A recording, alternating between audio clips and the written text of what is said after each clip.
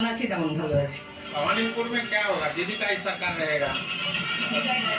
आपकी मांग क्या है दीदी के पास? दीदी के पास हम लोग अच्छा से रह रहे हैं, यही बहुत बड़ा चीज है।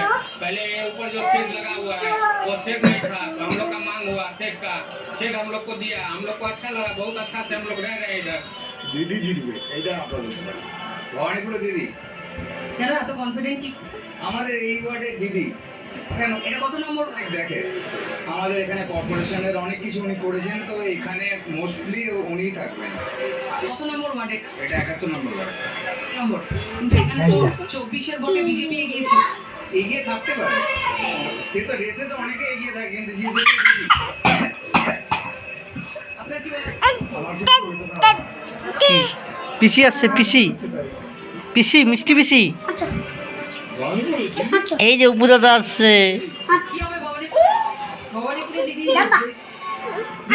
কি কি খেয়েছে মিষ্টি পিসি না? ওই মিষ্টি পিসি তো। এইটাই আমাদের বড় দাবি। ও দুইবার দাদা বলতে চাচ্ছে না, এই জন্য একবারে দুইবার দাদা বলেছিল। আরে বাবা, এই কোটি কোটি বার দাদা বলে আনলিমিটেড তো আবার। ব্যবসায়ীরা কি করছে? ওদিকে পড়ে যাবে কিন্তু, ওপো দেখিস। কিন্তু করতেই চাইছেন না যারা করছেন তারা ছোট্ট ছোট্ট জায়গায় হচ্ছে। ভয় পাচ্ছেন না? মহল্লার ভবানীপুরের পুরো এটুকু শুনে একটা ইস্যু, মমতা ব্যানার্জি ভার্সেস শুভেন্দু অধিকারী।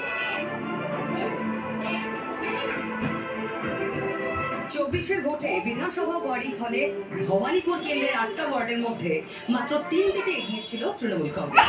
তার মধ্যে এই ওয়ার্ড একটা, সংখ্যালঘু ভোট এখানে বেশি আনডাউটেডলি।